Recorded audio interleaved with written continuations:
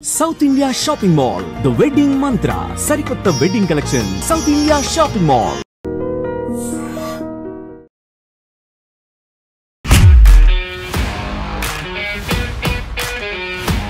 Namaste, నేను Kavitha. Welcome to I dream money matters with Anil AKV. Simplifying money, one episode at a time. Anil గారు నమస్కారం.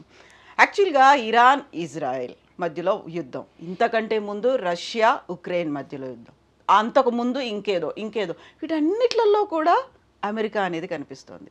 America warnings ఉన్నాయి, నేను ఆంక్షలు విధిస్తాను అనేటువంటి ఇవన్నీ కనిపిస్తున్నాయి. ఏమంటారు వాటిని, ఒక హూంకరింపులు అంటారు చూడండి, ఇవన్నీ కనిపిస్తున్నాయి. వీటన్నిటికీ లింక్ మళ్ళీ స్టాక్ మార్కెట్ అనేది కనిపిస్తుంది. వీటి వెనకాల మళ్ళీ అమెరికానే కనిపిస్తుంది. ఏం జరుగుతోంది అసలు ప్రపంచంలో? ప్రపంచం ఎప్పుడు ఇలాగే ఉంటుంది మేడం. ప్రపంచంలో ఎప్పుడు కూడా మనము ప్రపంచము బిఫోర్ అమెరికా ఆఫ్టర్ అమెరికా అనుకుందాం. అమెరికన్ సివిల్ వార్ తర్వాత అమెరికా ఏర్పడింది. అమెరికా ఏర్పడిన తర్వాత రెండో ప్రపంచ యుద్ధం నుంచి మనం మొదలు పెడితే, రెండో ప్రపంచ యుద్ధం నుంచి అమెరికా అగ్రరాజ్యంగా ఏర్పడింది. అంతకుముందు అగ్రరాజ్యమే, కాకపోతే ఇట్ ఈస్ నాట్ నోటిఫైడ్ అగ్రరాజ్యం. రెండో ప్రపంచ యుద్ధం తర్వాత అగ్రరాజ్యంగా ఏర్పడింది. తనను తాను రిటైన్ చేసుకోవడానికి ప్రపంచంలో ఉన్న ప్రతి ప్రజాస్వామ్య అప్రజాస్వామ్య దేశంలో వాళ్ళ రాజకీయాలు అమెరికా తలదూరుస్తూ ఉంటుంది. ఎందుకంటే వాళ్ళ అస్తిత్వాన్ని వాళ్ళు కాపాడుకోవాలి కాబట్టి. సో వాళ్ళ ఆర్థిక వ్యవస్థని కాపాడుకోవాలి. అట్ ది సేమ్ టైం అమెరికాలో ఎన్నో శక్తులు, డీప్ స్టేట్ యాక్టివిటీస్ జరుగుతూ ఉంటాయి. వాళ్ళందరూ ప్రతిరోజు అనునిత్యం ప్రపంచంలో ప్రతి రాజకీయ వ్యవస్థలో, ప్రతి దేశంలో, ప్రతి అంతర్గత వ్యవహారంలో ఇన్వాల్వ్ అవుతూ ఉంటారు. అమెరికాకు తెలియకుండా జరిగేది ఏమి ఉండదు భూమండలం మీద. సో ప్రతిదీ అమెరికాకు తెలిసే జరుగుతుంది. ప్రతిదీ కూడా ప్రియంటివే. సో అమెరికాకు తెలియదు, సబటాజ్ లేదు అనుకోవడం అనేది అబద్ధం. America is involved everywhere, in every activity across the corner of the world. Sabotage అన్నారు, కుట్ర కోణాలు ఉన్నాయా? ఎందుకు లేవు? అన్నిట్లో ఉంటాయి. ప్రతి యుద్ధం వెనుక కుట్రకోణమే ఉంటుంది. కుట్రకోణం అనేది లేకపోతే యుద్ధమే లేదు. యుద్ధం అంటేనే కుట్రకోణం కదా. యుద్ధమైన ఉగ్రవాద దాడి ఏదైనా సరే ప్రతి కుట్రకోణమే. కుట్ర అనేది చెడు అనేది కాదు. కుట్ర అనేది something which is not formal. ఇన్ఫార్మల్గా జరిగేది ప్రతిదో కుట్రనే. ఫార్మల్గా జరిగేది మనం ఆర్గనైజ్డ్ వార్ అనుకుంటే, ఆర్గనైజ్డ్ వార్ఫేర్ అనుకుంటే, అన్ఆర్గనైజ్డ్గా జరిగేది ప్రతి కూడా కుట్రకోణమే. ఇప్పుడు ఆపరేషన్ మన మీద పహల్గామ్ దాడి జరిగింది. Operation Sindoor is organised retaliation. Unorganised యుద్ధం ఏంటి? పహల్గామ్ దాడి. ఉగ్రవాదులు వచ్చి మన దేశం మీద అన్ఆర్గనైజ్డ్గా చెప్పకుండా చేసిన ఉగ్రదాడి అవుతుందో అది కుట్ర. మనం దాన్ని ఆర్గనైజ్గా వాటి మీద తిరుగుబాటు చేసాం, ఎదురుదాడి చేసాం, రిటాలియేట్ చేసాము. ఇది ఆర్గనైజ్డ్ వార్ఫేర్. సో కుట్రకు వారుకు మధ్యలో ఉన్న అంతరం అది. ఇప్పుడు ఈ జరుగుతున్న ఇరాన్ ఇజ్రాయెల్, అంతకుముందు రష్యా ఉక్రెయిన్, దీంట్లో ఎవరి కుట్ర ఉందంటారు? ఇది కుట్ర కన్నా కూడా కొంచెం మనం ఒక 3000 సంవత్సరాలు వెనక్కి వెళ్ళాలి చరిత్రలోకి. ఒక 3000 years హిస్టరీ ఉంది దీనికి. ఒక రోజు 2 రోజులతో జరుగుతున్న యుద్ధం కాదు ఇది. యుద్ధం వెనకాల 3000 సంవత్సరాల చరిత్ర ఉంది. మీరు 10 Commandments మూవీ చూస్తే, పాత 10 Commandments మూవీ చూస్తే, ఈజిప్ట్ ఫారోలు ఇక్కడున్న యూదుల మీద దాడులు చేస్తారు. మోజెస్ ఎవరైతే ఉంటారో, మెయిన్ క్యారెక్టర్, లీడ్ క్యారెక్టర్ ఎవరైతే ఉంటారో, ఆయనకు దేవుడు ఒక ప్రామిస్ ల్యాండ్ చెప్తాడు. ఈ పలానా ప్రామిస్ ల్యాండ్లో వెళ్ళి మీరు బస ఏర్పరచుకోండి, అదే మీ దేశం అని చెప్తారు. సో అతను అక్కడి నుంచి, ఫారో నుంచి తన వాసులను, ఫలస్తీన్స్ అంటారు వాళ్ళని, ఫిలిస్తీన్ పాలస్తీన్ అని మనం అంటాం కానీ పాలస్తీనా కాదు యాక్చువల్లీ, ఫిలిస్తీన్. ఈ ఫిలిస్తీన్స్ అందరినీ తీసుకొని తన ప్రాంతంలోకి వెళ్తుంటాడు. అప్పటికీ ఇస్లాం అండ్ క్రిస్టియానిటీ 2 మతాలు లేవు. ఇది మాత్రమే ఉండేది, యూదులు మాత్రమే ఉండేది, జూడాయిజం మాత్రమే ఉండేది. వాళ్ళు వెళ్తూ ఉంటారు. అక్కడికి వెళ్తూ ఉంటే వెంబడిస్తాడు ఫారో రాజు ఎవరైతే ఉంటారో, ఈజిప్ట్ రాజు వెంబడిస్తుంటారు. సముద్రం చీలిపోతుంది. వాళ్ళందరూ ఇప్పుడున్న ఇజ్రాయెల్ ప్రాంతాల్లోకి వచ్చి సెటిల్ అయ్యి బస ఏర్పరచుకుంటారు. వాళ్ళకంటూ ఒక దేశాన్ని ఏర్పరుస్తారు. అది initial it is Philistine. So కాలక్రమంలో తర్వాత ఏం జరిగిందంటే, రోమన్లు వాళ్ళ మీద దాడులు చేశారు. రోమన్ పెద్ద దూరంగా ఏముండదు, మెడిటరేనియన్ అటువైపు గ్రీసు, ఇటలీ ఇవన్నీ ఉంటాయి. ఇటువైపు వచ్చేప్పటికి మనకు ఈ మిడిల్ ఈస్ట్, వెస్ట్ ఏషియా అంటాం మనం, ఈ దేశాలు ఉంటాయి. అక్కడే చాలా ఈజీగా వచ్చి వీళ్ళు వాళ్ళ దురాక్రమణ మొదలుపెట్టారు. దురాక్రమణ మొదలుపెట్టిన తర్వాత వీళ్ళ మెయిన్ ఎపిక్ సెంటర్ ఏదైతే ఉంటుందో, వీళ్ళ జెరూసలేం ఎవరిది, వీళ్ళు ప్రార్థన చేసుకునే ప్రాంతం ఏదైతుందో దాని మీద దాడులు చేశారు. వీళ్ళ మతం మీద దాడులు చేశారు. తర్వాత వీళ్ళు చెల్లా చెదిరైపోయారు. మళ్ళీ ప్రపంచంలో రకరకాల ప్రాంతంలో వెళ్ళి సెటిల్ అయిపోయి అక్కడ నుండి మళ్ళీ వాళ్ళ దేశం తిరిగి రావాలని చాలా కష్టపడ్డారు ఈ యూదులు. రెండో ప్రపంచ యుద్ధ కారణం మనకు తెలుసు. నాజీ హిట్లర్లు ఎవరైతే ఉన్నారో నాజీలు వీళ్ళ మీద, యూదుల మీద విపరీతంగా దాడులు చేశారు. వాళ్ళని ఊచకోతలు కోసారు, వాళ్ళని కాన్సన్ట్రేషన్ క్యాంపుల్లో పెట్టి దారుణంగా హింసించి చంపేశారు. బట్ స్టిల్ 1947లో వీళ్ళందరూ మళ్ళీ అప్పటికి బ్రిటిష్ పాలనలో ఉన్న ఫాలస్తీన్ ప్రాంతాల్లో వచ్చి బస ఏర్పరచుకోవడము, మళ్ళీ వీళ్ళందరూ రావడం, మొదటిసారి బెన్ కురియన్ ఎవరైతే ఉన్నారో ఆయన ప్రధానమంత్రి కావడము, వాళ్ళ దేశాన్ని మళ్ళీ యూదుల కంటే ఒక స్వతంత్ర రాజ్యం ఏర్పరచుకున్నారు. దాన్ని ఐక్యరాజ్య సమితి అప్పుడు గుర్తించింది, అలా స్టెబిలైజ్ అయ్యారు. ఇక్కడ ఏం జరిగిందంటే ఆ తర్వాత మీకు 5-6 శతాబ్దం తర్వాత వచ్చిన కొత్త మతాలు ఏవైతే ఉన్నాయో వాళ్ళు ఈ ఒడంబడికని ఒప్పుకోలేక వీళ్ళ మీద మీకు 1948లోనే మొదటి యుద్ధం జరుగుతుంది. 6 Day War అంటాం. ఆ 6 Day Warలో ఈ ఇజ్రాయెల్ దేశం అవుతుందో యూదులు సోకాల్డ్ వీళ్ళందరూ అరబ్ దేశాలని వాళ్ళ మీద ఎదురుదాడి చేశారు, 6 రోజుల్లో ఓడించారు. దాని తర్వాత ఈ ప్రహాసనం నిరంతరంగా జరుగుతూనే ఉంది. సో అరబ్ దేశాలకు యూదులకు మధ్య యుద్ధం అనేది ఈరోజు కొత్తగా లేదు, అది 3000 సంవత్సరాల ఘనమైన చరిత్ర ఉంది వాళ్ళకు. బట్ ఈ ప్రాసెస్లో ఏంటనంటే మీకు ఒక 60-70 ఏళ్ళ క్రితము మొదటిసారి యూదులు ఏం చేశారు, ఇక్కడ చాలా టాక్టికల్గా వాళ్ళ వెపనరీ సిస్టమ్ అంటే ఫిజికల్ ఆయుధాల నుండి చదువు విజ్ఞానం వైపు వెళ్ళిపోయారు. మొదటి నుంచి వాళ్ళు well educated people, highly literates. Einstein నుంచి మొదలు పెడితే ఫేస్బుక్, మార్క్ జుకర్బర్గ్ వీళ్ళంతా యూదులే. This people are Jews. So వీళ్ళు ఇలా వాళ్ళని కాపాడుకుంటూ చదువు, విద్య, మోడర్న్ ఎడ్యుకేషన్, శాస్త్రీయ దృక్పథం, మీకు డ్రిప్ ఇరిగేషన్ ఇలాంటివన్నీ వాళ్ళే కనుక్కున్నారు. ఈరోజు tell Aviv is world's startup capital. అట్లా వాళ్ళు విద్యను ఆయుధంగా ఉపయోగించుకొని విద్యాధికులైపోయారు, విద్యతోనే ప్రపంచాన్ని శాసించే స్థాయికి వెళ్ళిపోయారు. వేరాజ్ అరబ్ దేశాలు చీకటి యుగంలోనే ఉన్నాయి. Till such time oil has been discovered. So మొదటిసారి ఎప్పుడైతే ఆయిల్ని వెస్ట్ ఏషియా, యూరోప్ వచ్చి ఎప్పుడైతే ఆయిల్ని బ్రిటిషర్స్ కానీ, ఫ్రాన్స్ కానీ, ఫ్రెంచ్, స్పానిష్ కంపెనీస్ ఎప్పుడైతే ఆయిల్ని కనుక్కున్నారో వీళ్ళకు పంట పండింది, వీళ్ళకి డబ్బులు రావడం మొదలైంది. ఎప్పుడైతే వీళ్ళకి డబ్బులు రావడం మొదలైందో వీళ్ళు విద్యకు పెద్ద ఇంపార్టెన్స్ ఇవ్వకుండా ఆయుధాన్ని సమకూర్చుకోవడం, వ్యక్తిగత వాళ్ళ రాజుల భోగవిలాసాల వైపు వాళ్ళు ఎక్కువ వెళ్ళారు. వాళ్ళ ప్రజలు ఎలా ఉన్న సంబంధం లేదు, కానీ వాళ్ళైతే దేశాధ్యక్షులు ఎవరైతే ఉంటారో, ఎస్పెషల్ రాజ్యాలను పాలించే వాళ్ళు ఎవరైతే ఉంటారో వాళ్ళు రిచెస్ట్ పీపుల్ అయిపోయారు. మనం వార్కి వస్తున్నాం దీని బ్యాక్గ్రౌండ్ నుంచి. సో ఇలాగా వాళ్ళు ఒక అరబ్ దేశాలు ఒక రకంగా వాళ్ళు పాలించుకుంటున్నారు, ఇజ్రాయెల్ తను ఇంకొక రకంగా పరిపాలించుకుంటుంది. కాకపోతే భావజాల వైషమ్యాలు వీళ్ళ మధ్యలో ఉన్నాయి, చాలా తీవ్ర స్థాయిగా ఉన్నాయి. ఒకవైపు యూదులు, ఒకవైపు అరబ్ దేశాలు. సో ఇక్కడ మీకు ఇగ్నైటింగ్ పాయింట్ ఎక్కడ జరిగిందంటే, స్పార్క్ ఎక్కడ మొదలైందంటే ఇజ్రాయెల్ని గుర్తించడం దగ్గర మొదలైంది. ఇజ్రాయెల్ని ఎలా గుర్తిస్తారని. సో ఇజ్రాయెల్ ఎప్పుడైతే ఏ దేశం ఏర్పడిందో అందులో ఒక భాగం అప్పటికే అక్కడ ఉన్న స్థానిక పాలస్తీన్స్ ఎవరైతే ఉన్నారో వాళ్ళకు ఒక భాగం ఇచ్చారు, వెస్ట్ బ్యాంక్, ఈ గాజా స్ట్రిప్. ఇజ్రాయెల్ ఒక భాగం జరిగింది.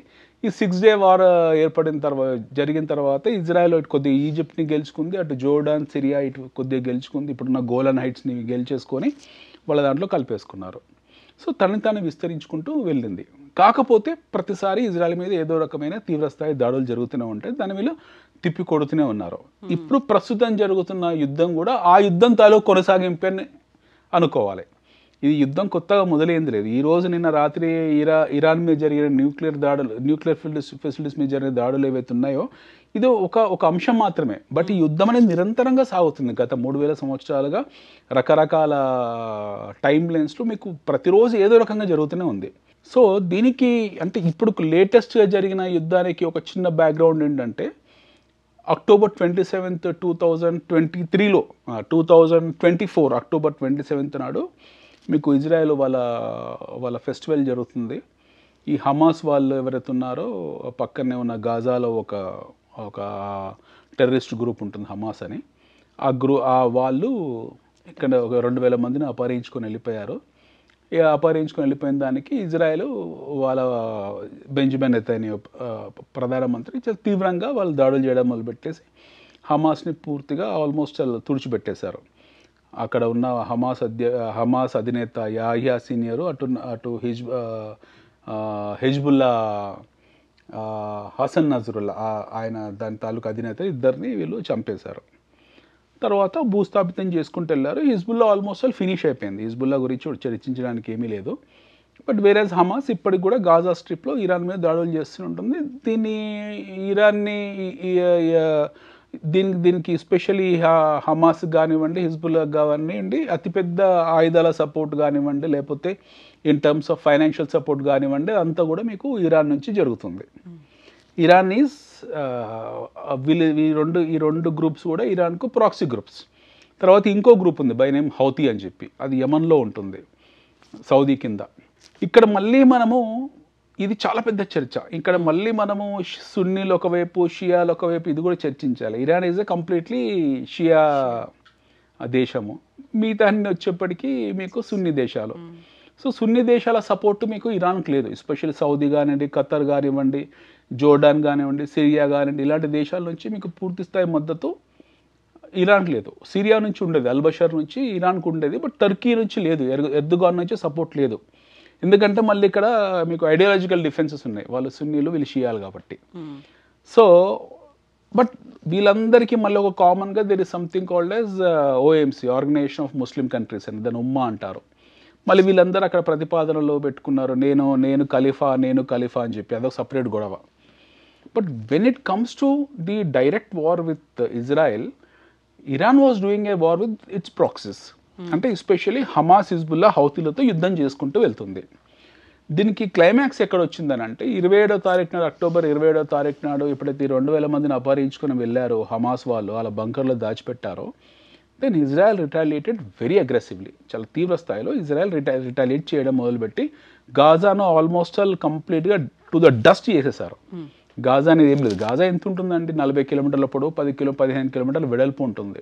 తిప్పి కొడితే మనకు నాంపల్లి నుంచి పడ్డంచెరు అంత పొడవు ఉండదు, 20 లక్షల జనాభా, చాలా ఎక్కువ జనసాంద్రత. చిన్న స్ట్రిప్ లాగా, చిన్న స్ట్రిప్ అదే చివర్లో ఎక్కడ ఉంటుంది, మెడిటరేనియన్సీకి ఆనుకొని.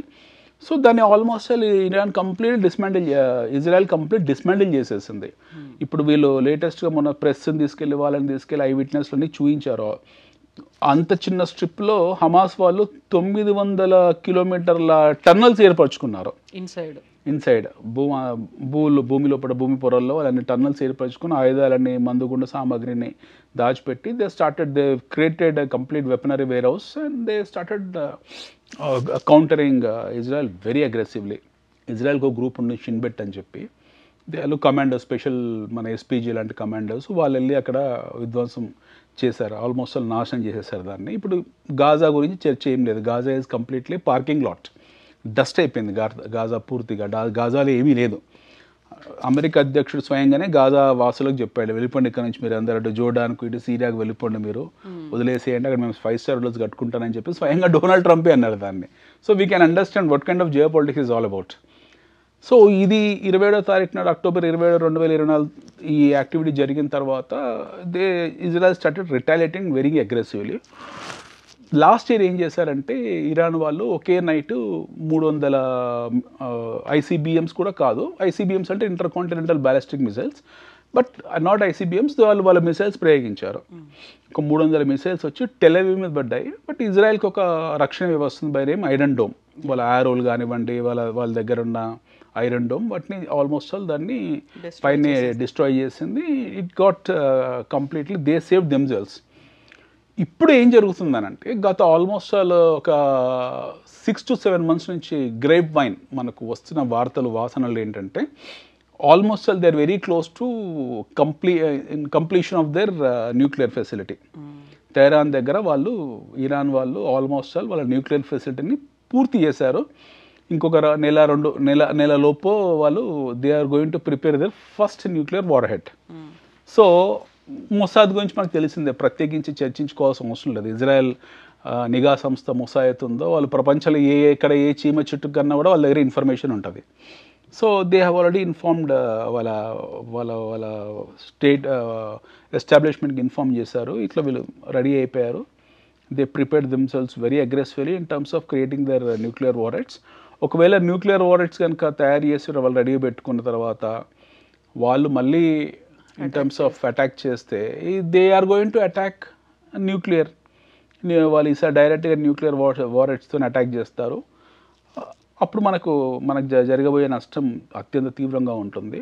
దేర్ ఆర్ ఓన్లీ 2 things, అదే మనం చావడమా లేదా శత్రువుని నాశనం చేయడం. అంటే శత్రువు నా ప్రజలను కాదు, శత్రువు అని అంటే రిజిమ్ని నాశనం చేయడం. ఇక్కడ ఉన్న ఆయతుల్లా ఖుమైనీ రిజిమ్ అవుతుందో వాళ్ళు ఆయన 1979 నుంచి ఆయన పరిపాలిస్తున్నాడు. ఇది కంప్లీట్లీ షరియా లాలోనే పరిపాలిస్తున్నారు వాళ్ళు. ఓకే, మళ్ళీ దానికి ఇంకో బ్యాక్గ్రౌండ్ ఉంది. అక్కడ అంతమందికి పహల్వి రాజా షా పహల్వి ఒక ఆయన ఉండేవాడు. వాజ్ వెరీ 1979 కన్నా బిఫోర్ ఇరాన్ రాజు ఉండేవాడు. ఆయన చాలా ఫార్వర్డ్ థింకర్. షా పహల్వి ఆయన is a very forward thinker. అక్కడ అప్పటికే మీకు 1970s ఇరాన్లో ఆడవాళ్ళు బిక్నీలు వేసుకొని స్విమ్మింగ్ పూల్లో సముద్ర తీరాల్లో తిరిగేవాళ్ళు. చాలా అడ్వాన్స్ అమెరికన్ వ్యవస్థకు చాలా దగ్గరగా ఉండేవాళ్ళు. ఈ షా ఎవరైతున్నారో వెల్ ఎడ్యుకేటెడ్. సో ఈ want to make Iran as a western country. But అప్పటికి ఇక్కడ మత సంస్థలు ఏవైతున్నాయో, చాందసవాద సంస్థలు ఏవైతున్నాయో, ఎస్పెషల్లీ ఆయతుల్లా ఖుమైనీ సంస్థలు, వీళ్ళు దారి తప్పుతుంది, సంస్కృతి నాగరికత మన చరిత్ర ఇది జరుగుతుంది అది జరుగుతుందని చెప్పేసి ఒక రెవల్యూషన్ తీసుకొచ్చారు. రెవల్యూషన్ గార్డ్స్ ఒక సిస్టమ్ తయారు చేసుకొని రాజాని లేపేశారు. అక్కడ నుంచి they Ryan away entire family. ఇప్పుడు అమెరికాలో రీహాబిలిటేట్ అయిపోయారు అందరు కూడా, అక్కడ శరణార్థులుగా వెళ్ళిపోయారు. సో ఆ తర్వాత వీళ్ళు పూర్తి స్థాయి షరియా చట్టంలోకి వెళ్ళిపోయారు ఇరాన్.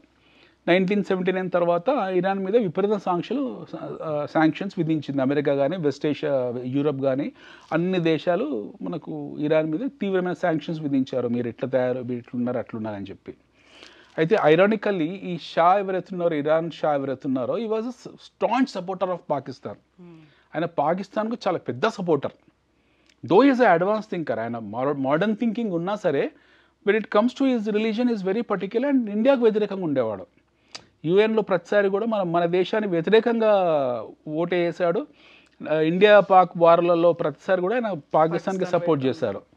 బట్ 1980s తర్వాత ప్రపంచం మారింది. భారతదేశం కూడా తనను తను మార్చుకుంది. ఎస్పెషల్లీ 90s తర్వాత నూతన ఆర్థిక సంస్కరణ తర్వాత మన కన్జంప్షన్ స్టోరీ మారింది. మనకు ఆయిల్ ఇంపోర్ట్స్ ఎక్కువ పెరిగాయి. దెన్ ఇరాన్ రియలైజ్డ్ మన ప్రపంచం మొత్తం మన మీద శాంక్షన్స్ విధించారు, బట్ ఒక ఇండియా వాళ్ళకు ఆయిల్ అవసరం ఉంది, మనం కొంచెం స్నేహం చేద్దాం వాళ్ళతో అని చెప్పి ఆయతుల్లా ఖుమైనీ ఆయన డబ్బు అవసరాల కోసం మనకు ఆయిల్ సప్లై చేసుకుంటూ వెళ్ళారు. మన మీద ఎన్ని శాంక్షన్స్ ఉన్నా సరే మనం ఇరాన్తో ఆయిల్ కొనుక్కుంటూ వెళ్ళాం. ఇది ట్రేడ్ అండ్ కామర్స్ మటుకే, అంతే తప్పిస్తే మనకు వాళ్ళకి ఎలాంటి ద్వైపాక్షిక సంబంధాలు ఏమీ లేదు. బికాస్ కంప్లీట్లీ ఐడియాలజికల్ డిస్రప్షన్ అందులో. ఎట్ ద సేమ్ టైం ఇదే Ayatollah Khomeini was supporting Pakistan in terms of Kashmir. సో మళ్ళీ చూడండి ఇక్కడ, బట్ మనకు ఆయిల్ అవసరం ఉంది, వాళ్ళకు డబ్బు అవసరం ఉంది, ఈ వ్యాపార లావాదేవీలు జరుపుకుంటూ వెళ్ళాయి. ఇప్పుడు మళ్ళీ బ్యాక్ టు అంటే అంతమందుకున్న షా మనకు సపోర్ట్ కాదు, ఆయతుల్లా ఖుమైనీ మనకు సపోర్ట్ కాదు ఇన్ టర్మ్స్ ఆఫ్ కాశ్మీర్ ఇష్యూలో. సో ఆర్టికల్ 370 లిఫ్ట్ చేశాక కూడా వాళ్ళు నసిగారు బాగానే. సో మనకి ఎప్పుడు మన దేశం సంబంధించిన ద్వైపాక్షిక విషయాల్లో వాళ్ళు ఎప్పుడు కూడా దే వెరీ డీసెంట్. ఇన్ఫ్యాక్ట్ మనకి ఎప్పుడు వాళ్ళు సపోర్ట్ కాదు. సో వాళ్ళకు మనకు ఉంది ట్రేడ్ అండ్ కామర్స్ మాత్రమే. No coming back to Israel. ఇప్పుడు ఇజ్రాయెల్ దగ్గరికి వచ్చేప్పటికి ఏంటంటే, ఇజ్రాయెల్ది ఇరాన్ది పూర్తి స్థాయిగా ఐడియాలజికల్ వార్, భావజాల యుద్ధం. వాళ్ళకు వీళ్ళకు ఎలాంటి సరిహద్దు సమస్యలు లేవు, వాళ్ళకు వీళ్ళకు వాణిజ్య సమస్యలు లేవు, వాళ్ళకు వీళ్ళకు ఎలాంటి వ్యాపార లావాదేవీలు లేవు, ఏమీ లేవు. మధ్యలో మీకు ఇరాన్ నుంచి ఇజ్రాయెల్ మధ్యలో వెళ్ళాలంటే ఇరాక్ ఉంది, మళ్ళీ ఆ తర్వాత మీకు జోర్డాన్ ఉంది, ఇటువైపు సిరియా ఉంది, పైన టర్కీ ఉంది, తుర్కియా సో కాల్డ్, ఈ కింద సౌదీ ఉంది. ఇన్ని దాటుకొని ఇజ్రాయెల్ రావాలి. ఇజ్రాయెల్ ఎక్కడో చివరిలో ఉంది సముద్రం పక్కన, బట్ స్టిల్ వాళ్ళు అక్కడి నుంచి దాడులు చేసుకుంటూ వెళ్ళారు. Now when these people got to know that Iran is preparing their nuclear warheads, then this is a time to finish them. So దీనికి చరమాంకం పలకాల్సిందే, క్లైమాక్స్ ఇవ్వాల్సిందే సినిమాకి అని చెప్పేసి వాళ్ళు నిన్న రాత్రి దాడులు చేశారు. They have no done this massacre. మనకు వాళ్ళ నేషనల్ సెక్యూరిటీ గార్డ్స్ హెడ్ ఎవరైతున్నారో, ఆర్మీ జనరల్స్ కొంతమంది, సైంటిస్ట్ కొంతమంది, చాలామంది ఆ దాడుల్లో చనిపోయారన్నారు. స్వయంగా ఈయన్నే ప్రకటించారు బెంజమిన్ నెతన్యాహు. ఇంకా దాని క్యాజువాలిటీస్ ఎలా ఉంటాయో ఇంకా మోర్టాలిటీస్ తాలూకు ఫిగర్స్ అన్నీ బయటికి రాలేదు. రేపు ఎల్లుండి ఎప్పుడో చెప్తారు. బట్ డెఫినెట్లీ ఇంకో వారం రోజుల్లో Iran is going to retaliate. Continuation ఉంటుంది. Even Israel knows that. గత వారం నుంచి జూన్ 2nd వీక్ నుంచే వాళ్ళు ప్రిపేర్ అయి ఉన్నారు, అంబులెన్స్ సిద్ధం చేసుకున్నారు, రిటాలియేషన్ ఉంటుందని తెలుసు. వాళ్ళు రెడ్ అలర్ట్ ఇచ్చారు, అక్కడ ఎమర్జెన్సీ సైరన్స్ మోగించి పెట్టారు. వాళ్ళ ఐరన్ డోమ్ వ్యవస్థని, ఆరో వ్యవస్థని వాళ్ళు తీవ్రంగా ఇంకా అత్యాధునికం చేసి పెట్టుకున్నారు. They have their intelligence, proper intelligence ఉంటుంది. ఇరాన్ ఎట్ నుంచి దాడి చేస్తుంది ఏంటన్న సంగతి వాళ్ళకి. At the same time Iran proxy కింద హౌతీలు ఉన్నారు, వాళ్ళు కూడా దాడులు చేస్తారు. బెన్ గురియన్ ఎయిర్పోర్ట్ మీద కంప్లీట్ ఆంక్షలు విధించేసింది. టోటల్ ఎయిర్ స్ట్రిప్స్ ఏవైతే ఉంటే అన్నింటినీ వాళ్ళు బ్లాక్ చేసి పెట్టుకున్నారు. ఆర్మీ రెడీగా ఉంది, వాళ్ళ స్పెషల్ ఫోర్సెస్ కమాండర్ ఫోర్సెస్ అందరు రెడీగా ఉన్నారు, వాళ్ళ ట్యాంక్స్ కానివ్వండి, బెటాలియన్స్ కానివ్వండి, ఆర్మీ రెజిమెంట్స్ కానీ ఫుల్ అలర్ట్లో ఉన్నారు వాళ్ళు.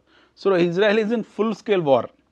ఇప్పుడు ఈ ప్రశ్న అమెరికా ఇన్వాల్వ్మెంట్ ఏంటి, దానికి ఇంతసేపు మాట్లాడింది అమెరికా ఇన్వాల్వ్మెంట్ ఏంటి అనేది. అమెరికా తెలియకుండా ఎలా ఉంటుంది అది? Why America do not know all this? అమెరికాకి తెలియకుండా ఎలా ఉంటుంది? అమెరికా ఖచ్చితంగా తెలుసు.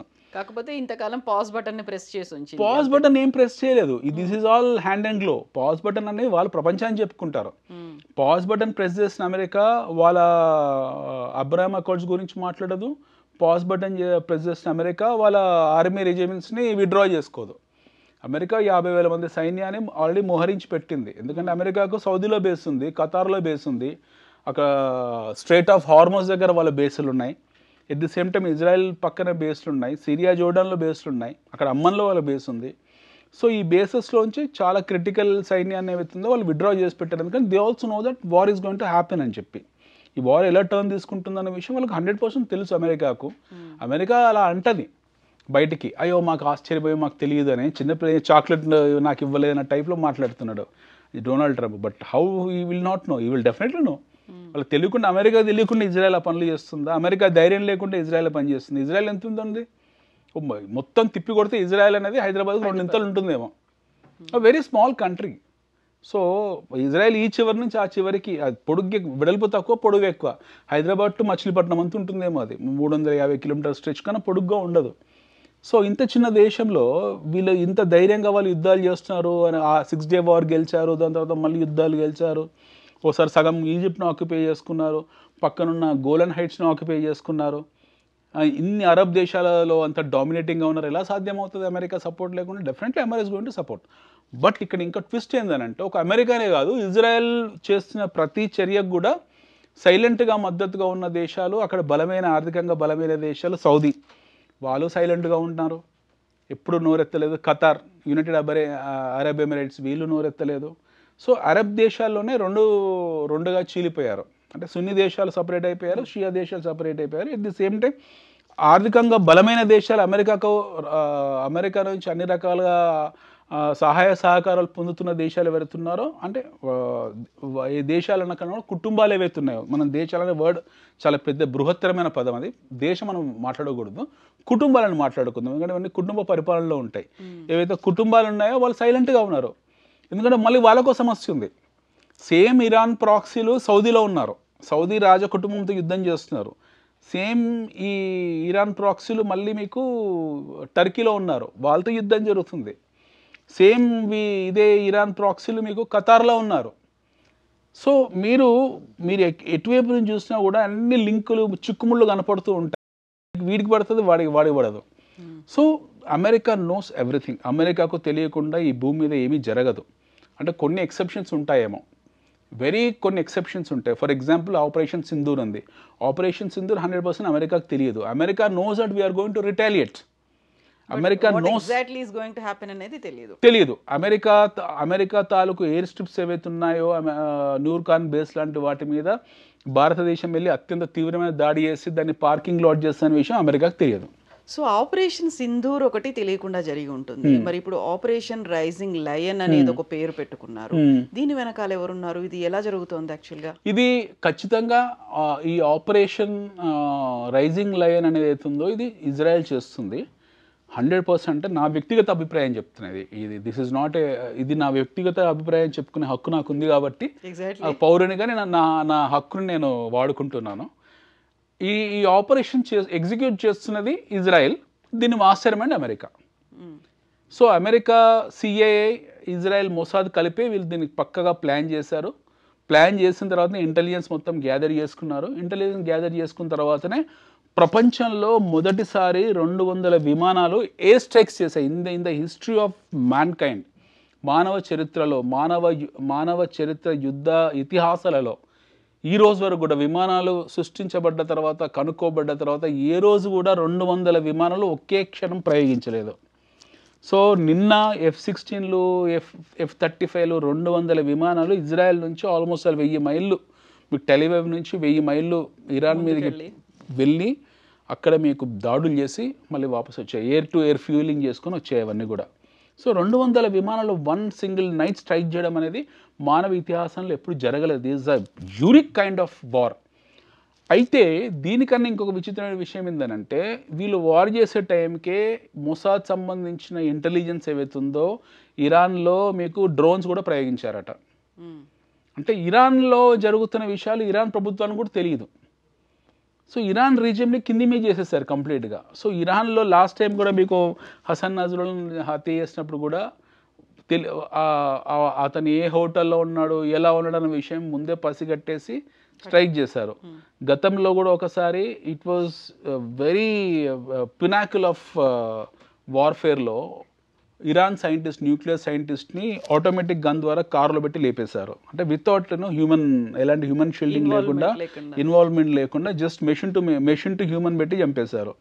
సో ఇరాన్ మొసాద్కు తెలియదంటే ఏముండదు. ఇన్ఫ్యాక్ట్ సిఏ అన్నిటికన్నా కూడా ప్రపంచంలో అత్యంత ఆధునికంగా ఆలోచించే వాళ్ళు మొసాద్. సో మనం లేటెస్ట్ పోయిన సంవత్సరం పేజర్ వార్ఫేర్ చూస్తాం. మనం ఎవరైనా ఊహించారా పేజర్ ద్వారా జరుగుతుందని? అది చాలా మూవీస్లో చూస్తాం. హాలీవుడ్ మూవీస్ అని ఇందులోంచి కాపీ కొడతాయి. తర్వాత ఒక హాలీవుడ్ మూవీ వస్తుంది, ఒక సంవత్సరం తర్వాత ఎవరో ఒకరు ఆ సినిమా తీస్తారు. ఇలాంటివన్నీ కూడా. సో మొసాద్ అని లేకపోతే షిన్బెట్ కానీ ఇజ్రాయెల్ సంస్థలు చేసే యాక్టివిటీస్ ఏవైతే ఉంటాయో అన్నీ కూడా చాలా డ్రామాటిక్గా, సినిమాటిక్గా మీకు ఊహాజనితంగా ఉంటాయి. మనం ఇమాజిన్ చేసిన అన్నీ కూడా రియాలిటీలో చూపించేస్తారు వాళ్ళు. Whatever we imagine. ఇప్పుడు ఆపరేషన్ ఇంటర్వ్యూ లాంటివి కొన్ని ఉన్నాయి. మనం ఊహించడం కూడా చాలా ఇబ్బందిగా ఉంటుంది నిజంగా ఇలా జరుగుతాయని. But they make it no possible to happen, that this is possible అని. So that's how they have done. So నిన్న రాత్రి ఒకేసారి 200 విమానాలు ఫ్లై చేసుకుంటూ వెళ్ళి ఎయిర్బౌండ్లో ఉండి వాళ్ళు స్ట్రైక్ చేయడము, కింద మళ్ళీ దానికి ప్యారలల్గా డ్రోన్స్ ద్వారా క్రిటికల్ బేసెస్ని డిమాలిష్ చేయడం అనేది something which is very cinematic. Human హిస్టరీలో, వార్ఫేర్ హిస్టరీలో ఎప్పుడు జరగలేదు అలాంటిది. సో ఇలాంటి అద్భుతాలన్నీ కూడా మీకు ఇజ్రాయెల్ చేస్తుంది. ఎస్. సో అమెరికాకు తెలియకుండా ఉండదా అంటే అమెరికా ఖచ్చితంగా తెలుసు. America knows everything. America support ఉంటుంది. ఇందులో వాడిన యుద్ధ విమానాలన్నీ కూడా అమెరికా యుద్ధ విమానాలే. F-35 యుద్ధ విమానాలు. F-35 తెలియకుండా ఉంటుంది ఎటు ఫ్లై చేస్తుందన్న సంగతి. వాళ్ళ కమాండ్ కంట్రోల్ అంతా అక్కడనే ఉంటుంది, పెంటగాన్లో ఉంటుంది, వాషింగ్టన్లో ఉంటుంది. సో ఆ విమానం ఎటు నుంచి ఎటు ఫ్లై అవుతున్న విషయం వాళ్ళకి తెలియకుండా ఉంటుంది. They know everything. వాళ్ళకి తెలిసింది కాబట్టి వాళ్ళ రెజిమెంట్స్ని వాళ్ళు విత్డ్రా చేశారు అక్కడ నుండి. సో వాళ్ళ హ్యూమన్ క్యాజువాలిటీ, మోర్టాలిటీ ఉండొద్దని చెప్పేసి వాళ్ళు విత్డ్రా చేసుకున్నారు. దెన్ ఎగ్జాక్ట్లీ ఆఫ్టర్ 2 days వీళ్ళు చాలా సీరియస్ స్ట్రైక్ చేశారు. So what is going to happen అనేది ఇప్పుడు now depends upon how Iran is going to retaliate. Iran retaliation బట్టి మనకు నెక్స్ట్ మూవ్ అనేది ఉంటుంది. But I personally think that, అంటే నా వ్యక్తిగత అభిప్రాయం, నిన్న రాత్రి నుంచి అన్ని ఛానల్స్ అవన్నీ చూసిన తర్వాత, అంటే మనకు బారింగ్ తెలుగు అంటే మనకు అథెంటిక్ ఇన్ఫర్మేషన్స్ వచ్చే కొన్ని ఛానల్స్ ఉన్నాయి. ఎస్పెషల్లీ ఇది వెస్ట్ ఛానల్స్ ఉన్నాయి. అంటే మనకు అంటే యూరోపియన్ ఛానల్స్ కొన్ని చాలా దగ్గరగా చూసేవాళ్ళు, లైవ్లో చూసేవాళ్ళు. బీబీసీ, అల్ జజీరా కాకుండా ఇంకొన్ని ఛానల్స్ ఉన్నాయి. అందులో చూస్తే మనం పర్సనల్గా అనలైజ్ చేసుకుంటే, నేను వ్యక్తిగతంగా అనలైజ్ చేసుకొని ఈ ప్యాటర్న్ అర్థం చేసుకుంటే it's very difficult for Iran to retaliate. Iran retaliate చేయలేదు. కోలుకొని ఇరాన్ దగ్గర ఇప్పుడు ఏమున్నాయో కూడా తెలియదు. ఎందుకంటే న్యూక్లియర్ స్పేసెస్ మొత్తం విధ్వంసం అయిపోయాయి. వాళ్ళ ఏ స్ట్రిప్స్ దెబ్బతిన్నాయి, వాళ్ళ దగ్గర ఎన్ని ఫ్లైట్స్ ఉన్నాయో కూడా తెలియదు. బహుశా కొన్ని ICBMs ఉండొచ్చు, ఇంటర్ కాంటినెంటల్ బ్యాలిస్టిక్ మిసైల్స్ ఉండొచ్చు వాళ్ళ దగ్గర ప్రయోగించడానికి. బట్ వీళ్ళు ఆల్రెడీ ప్రిపేర్ అయ్యి కూర్చున్నారు ఇక్కడ వాటిని. వీళ్ళ దగ్గర ఆరో సిస్టమ్ ఉంది which is far ahead from Iron Dome. ఈ ఆరో సిస్టమ్ ద్వారా దాని పైన కూల్చేస్తారు. ఒకవేళ ఏమైనా జరిగినా సరే వీళ్ళు ప్రిపేర్ అయి ఉన్నారు అక్కడ, అంబులెన్స్ ఏమైనా పెట్టుకొని. సో వీళ్ళకు already Israel is their civilians are well versed with all this. అక్కడ ఉన్న ప్రజలు ఎవరైతున్నారో వాళ్ళ యుద్ధాలు చూసి కొన్ని తరాలుగా చూసి వాళ్ళు మెంటల్గా ప్రిపేర్ అయిపోయారు. వాళ్ళకి బంకర్స్ ఉన్నాయి, వాళ్ళ ఇళ్ళ కింద బంకర్స్ ఉంటాయి. వాళ్ళు ఆల్రెడీ ఈ కింద బంకర్స్ పిల్లలందరూ వెళ్ళి గిజ్జలు ఆడుకుంటూ కూర్చోవచ్చు. వాళ్ళు టైంపాస్ చేసుకుంటారు 2-3 రోజులు. పైనుంచి సైన్యం, ఆర్మీ అవుతుందో వాళ్ళు ఎయిర్ డిఫెన్స్ సిస్టమ్ ద్వారా వాళ్ళు కొలాబ్స్ చేస్తారు. So Iran is an out of the question. ఇప్పుడు ఇరాన్ ఎలా రిటాలియేట్ చేస్తుంది అనడానికి మనము ఇప్పుడు ఆల్మోస్ట్ సేమ్ పాకిస్తాన్ పరిస్థితి. మనం ఆపరేషన్ సింధూర్లో పాకిస్తాన్ మనం స్ట్రైక్ చేసి ఆ 10-12 ఎయిర్ స్ట్రిప్స్ ఏవైతే ధ్వంసం చేసిన తర్వాత పాకిస్తాన్ చుప్ సైలెంట్ ఎట్లయిపోయిందో, అంటే వాళ్ళ దగ్గర ఏం లేదు చేయడానికి కూడా. అలాంటి పరిస్థితి ఇప్పుడు ఇరాన్కు ఉంది. సో బట్ వాళ్ళ దగ్గర ఏం లేదు చేయడానికి అనుకున్నప్పటికీ కూడా పాక్ ఆర్మీ చీఫ్ ని అమెరికాకు పిలుస్తున్నారు వాళ్ళ సెలబ్రేషన్స్ లో పార్టిసిపేట్ చేయడానికి. ఇది సిలబస్ లో ఇంకొక భాగం. ఇది చాలా క్రిటికల్ ప్రశ్న మీరు అడిగింది, ఎందుకు పిలుస్తున్నారు అనేది. అమెరికా ఎప్పుడైనా సరే పాకిస్తాన్ని దువ్వింది అంటే మిడిల్ ఈస్ట్లో ఏదో జరుగుతుందని అర్థం. యాక్చువల్గా మిడిల్ ఈస్టే అత్యంత ప్రమాదకరమైనటువంటి ప్రాంతం అని అదే డొనాల్డ్ ట్రంప్ కూడా చెప్పాడు. అక్కడ ఉన్న వాళ్ళని మేము పిలిపించుకుంటా వెనక్కి ఆ బలగాల్ని అనే మాట. అమెరికా చాలా డబుల్ త్రిబుల్ గేమ్స్ ఆడడంలో అమెరికాని మించిన వాళ్ళు లేరు, ఎందుకంటే వాళ్ళ అవసరం అట్లాంటిది. ఇదే పాకిస్తాన్లో ఒసామా బిన్ లాడెన్ ఉంచారు. The same Pakistan has hided Osama bin Laden. అదే పాకిస్తాన్ని యాంటీ టెర్రరిస్ట్ కమిషన్కు వైస్ చైర్మన్ చేసి కూర్చుంది అమెరికా. అంటే ట్విన్ టవర్స్ని ఎవరైతే కూల్చాడో టెర్రరిస్ట్, అతన్ని మీరు హైబర్నేట్ చేశారు, అతన్ని ఆశ్రయం కల్పించారు, 5-6 సంవత్సరాలు మీ దగ్గర దాచిపెట్టి బిర్యానీలు ఇచ్చి పోషించారు. అదే టెర్రరిస్ట్ దేశంగా Pakistan is a terrorist country అని చెప్పి అమెరికన్స్ అంటారు. మళ్ళీ అదే పాకిస్తాన్ని మీరు యాంటీ టెర్రర్ వార్ కమిషన్కు ఒక పెద్ద హోదాలు ఇచ్చి కూర్చోబెట్టారు. సో ఈ అమెరికా చాలా డబుల్ గేమ్స్ త్రిబుల్ గేమ్స్ ఆడుతుంది. పాకిస్తాన్ అనేది ఒక sandwich between China and America. China America మధ్యలో నలిగిపోయే ఒక శాండ్విచ్ పాకిస్తాన్. ఆల్వేస్ పాకిస్తాన్ అంటే పాకిస్తాన్ ప్రజానికం అనుకుందాం. పాకిస్తాన్ ముల్లాలు లేకపోతే పాకిస్తాన్ ఆర్మీ చీఫ్లు కాదు, వాళ్ళంతా కంఫర్టబుల్గా ఉన్నారు. వాళ్ళ ఆస్తులు లండన్లో దుబాయ్లో అక్కడిక్కడ ఉంటాయి. They are quite comfortable. But when it comes to common people, they are they are completely brainwashed. 99% Pakistan is totally brainwashed. శాస్త్రీయ విద్యకు దూరం పెట్టారు వాళ్ళ ప్రజలని. ఆ ప్రజలకు బయట బాహ్య ప్రపంచంలో ఏం జరుగుతుందో తెలియదు. They are absolutely brain washed. కంప్లీట్గా బ్రెయిన్ వాష్ అయిన ప్రజలు వాళ్ళు. చాలా దురదృష్టకర విషయం ఏంటంటే వాళ్ళు ఇంకా మధ్యయుగంలోకి నుంచి పాత రాత యుగంలోకి నెట్టబడుతున్నారు రోజు రోజుకు. సో వాళ్ళని ఆధునిక ప్రపంచం నుంచి పాకిస్తాన్ రెజ్యూమ్ దూరం చేసి పడేస్తుంది పూర్తిగా. సో ఇప్పుడు ఎందుకు ఈ ముల్లా మునీర్ సోకాల్డ్ ఆసిఫ్ మునీర్ని ఎందుకు పిలిచారు అక్కడ అమెరికా కానంటే, America is a big time player. America చాలా అద్భుతంగా ఆడుతుంది. వాళ్ళ కత్తికి 2 కాదు 40-50 పదునులు ఉంటాయి. America wanted to use Pakistan as a pan. ఎందుకనంటే అమెరికా ఏం చేసింది, మీకు ప్రచ్ఛన్న యుద్ధం జరుగుతున్నప్పుడు రష్యా అమెరికా అగ్రరాజ్య సార్వభౌమత్వ ప్రచ్ఛన్న యుద్ధం జరిగింది, మనకు తెలుసు అది. 1970s వాళ్ళ మధ్యలో కోల్డ్ వార్ జరిగింది. ఇప్పటికే జరుగుతూనే ఉంది కోల్డ్ వార్. దాని ప్రత్యక్ష ఫలితమే రష్యా ఉక్రెయిన్ యుద్ధం. అది ఇంకొక డిస్కషన్ చేద్దాము. But when it comes to Pakistan has got a equal border with Iran and Russia. So America డైరెక్ట్గా రష్యాతో యుద్ధం చేయాలంటే పాకిస్తాన్ బేస్. సో పాకిస్తాన్ని బేస్గా చేసుకొని ఇప్పుడున్న సోకాల్డ్ నూర్ఖాన్ ఎయిర్ స్ట్రిప్, మనం విధ్వంసం చేసిన నూర్ఖాన్ ఎయిర్ స్ట్రిప్ని అటు కరాచీ, ఇటు లాహోర్, అటు రావల్పిండి, అటు సియాల్కోట్, ఇలాంటి కొన్ని ఎయిర్ స్ట్రిప్స్ని పాకిస్తాన్ తన అజమాయిషీలో తీసిపెట్టుకొని వాళ్ళ తాలూకు ఆయుధ సామాగ్రిని వేరే హౌస్ని ఒక డంపింగ్ ఏరియాలో తయారు చేసి పెట్టుకుంది. అది పూర్తి స్థాయి అమెరికా కంట్రోల్లో ఉంటుంది, పూర్తి స్థాయి సిఐ కంట్రోల్లో ఉంటుంది అది. సో దాని మీద ఎలాంటి అజమాయిషి పాకిస్తాన్ ఆర్మీకి కానీ పాకిస్తాన్లో ఉన్న పొలిటీషియన్స్ కానీ కంట్రోల్ లేదు. వాళ్ళు అది లీజ్ తీసుకొని మెయింటైన్ చేసేందుకు అక్కడ ఉన్న ఆర్మీ జనరల్స్కు బిస్కెట్లు ఇస్తారు, పొలిటీషియన్స్కు డబ్బులు పడేస్తారు. సో దానికి పాకిస్తాన్కు సంబంధం లేదు. పాకిస్తాన్లో న్యూక్లియర్ టెస్ట్ జరిగిన బలూచిస్తాన్ది కూడా అమెరికా చేసింది ఆ టెస్ట్, పాకిస్తాన్ చేయలేదు. It is not Pakistan was done the nuclear test, it was America was done the nuclear test to threaten రష్యాని బెదిరించడం కోసం అమెరికా చేసిన న్యూక్లియర్ టెస్ట్ అనమాట అది. ఫెటాలిటీ ఏం లేదు, but the idea is to threaten America. So ఇలా పాకిస్తాన్ని ఒక భౌగోళిక స్వరూపంగా అమెరికా ఎప్పుడు వాడుకుంటూ ఉంటుంది. ఇప్పుడు అమెరికా కావాల్సిన ఒక base Pakistan. Pakistan is nothing but American base. As well it's base to China also. China కూడా దాని బేస్ వాడుకుంటుంది. CPEC itself is a big base. So ఇప్పుడు చైనా గొడవ అంతా కూడా వాణిజ్యపరమైన గొడవ. వాళ్ళు స్ట్రేట్ ఆఫ్ హార్మోస్ కోసం తయారు చేసుకుంది CPEC, China Pakistan economic corridor అనేది. అందులో మిగతా దేశాల మీద నియంత్రణ కన్నా కూడా బేసికలీ వ్యాపారం చేద్దాం అన్నది దృక్పథమే ఎక్కువ ఉంది అందులో. బట్ ఇండియా ఎట్లా రైవల్ కాబట్టి మనకు కొంచెం ఇబ్బందికరమే. But when it comes to the usage of Pakistan by China is all about 70% is trade and commerce. But America అలా కాదు. అమెరికా 100% దాని యుద్ధం కోసమే వాడుకుంది పాకిస్తాన్. ఎలాంటి ఇందాక అనుకున్న ఎయిర్ స్ట్రిప్స్ ఏవైతే ఉన్నాయో ఈ ఎయిర్ స్ట్రిప్స్ని వాళ్ళ బేస్ కింద మార్చుకున్నారో. వాళ్ళు F-16 యుద్ధ విమానాలు పెట్టారు, వాళ్ళ న్యూక్లియర్ వారెట్స్ కూడా పెట్టుకున్నారు అక్కడ. మనం మొన్న కినారా హిల్స్ మీద దాడులు చేసినప్పుడు అక్కడ రెక్టర్ స్కేల్ మీద 2 భూకంపాలు వచ్చాడు, 4.5, ఒకటి 5.2. 2 భూకంపాలు వచ్చి కూర్చున్నాయి పాకిస్తాన్లో. ఇమీడియట్గా అమెరికా భయపడింది, ఇది రేడియేషన్ ఎక్కువ ఇబ్బంది అవుతుంది, మిగతా వాళ్ళ అణువాయుధాలు ఏవైతున్నాయో దాచిపెట్టుకుని పేలిపోయిందంటే లేని పని తలనొప్పి అని చెప్పేసి ఓవర్ నైట్ వాళ్ళు ఈజిప్ట్ నుంచి లెడ్ని తీసుకొచ్చి చల్లి అక్కడ then they covered it up the game. Asif పుండిని ఎందుకు పిలిచారు అని అంటే ఆసిఫ్ పుండినే కాదు, ఆ ప్లేస్లో ఎవరినో పిలుస్తారు. ఎందుకంటే దే వాంట్ టు సప్రెస్ ఇరాన్ని సప్రెస్ చేయాలంటే అమెరికా డైరెక్ట్ అంత దూరం నుంచి రాలేదు, అంత లాంగ్ రేంజ్ మిసైల్స్ ఏం కొట్టదు.